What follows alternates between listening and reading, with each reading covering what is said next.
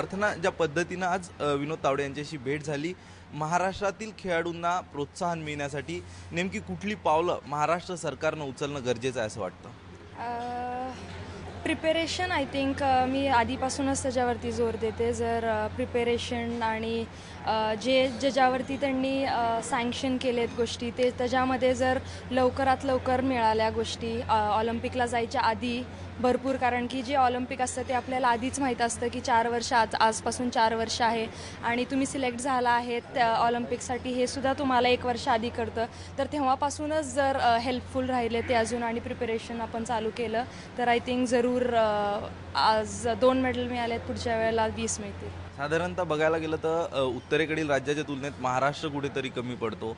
महाराष्ट्रात खेळाला तितकं महत्त्व दिलं जात नाही असं वाटतं? खेळाला महत्त्व दिलं जातं, पण ज्या गोष्टी त्यांनी डिमांड करतात आणि ज्या गोष्टी ते अनाऊन्स केल्या जातात ते होत नाहीत, फक्त अनाऊन्स केले जातात. तर आय थिंक त्याच्यावर जर त्यांनी ॲक्शन देऊन आणि जर थोडा फोकस त्याच्यावरती घालून जर लगेचच्या लगेच गोष्टी केल्यात तर आय थिंक आपण पण बाकी स्टेटपेक्षा कमी पडणार नाही. दत्तू, रोविंग जर बघितलं तर रोविंग हा तसा महाराष्ट्रात तितकासा प्रचलित खेळ नाही, त्यामुळे रोविंग या खेळाला चालना मिळावी महाराष्ट्रामध्ये यासाठी नेमक्या काय सूचना किंवा मागण्या तू विनोद तावडे यांच्यासमोर ठेवल्यात?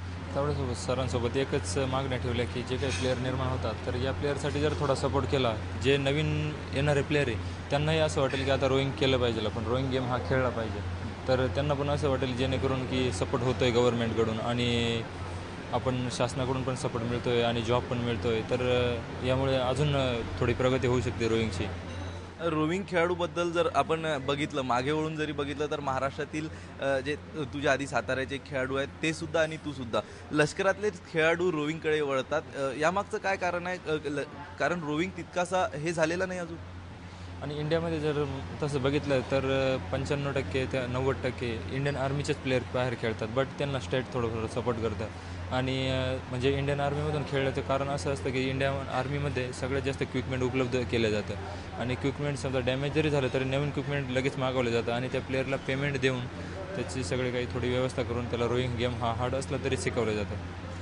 आयोनिका, आपसे मैं जानना चाहूँगा, जिस प्रकार महाराष्ट्र में शूटिंग रेंज की फ़िलहाल की परिस्थिति है उस बारे में आपने कई सारे सुझाव रखे, क्या वो सुझाव थे? बालेवाड़ी में काफ़ी अच्छा रेंज है जो कि इंटरनेशनल लेवल पे है, पर उसको मेंटेनेंस के लिए हमें देखना पड़ेगा ताकि we can hold much more competitions and whenever we train out there we can be much more confident with it. देश के प्रधानमंत्री नरेंद्र मोदी ने एक ओलंपिक टास्क फोर्स की स्थापना की है. उस माध्यम से आने वाले दिनों में क्या भारत की कामगिरी रहेगी ओलंपिक में वो सुधर पाएगी? डेफिनेटली अगर हम नेक्स्ट 4 इयर्स का प्लानिंग आज से शुरू करें, जैसे कि for us we just look forward 2 months before the Olympics government हमारी तरफ देखती है.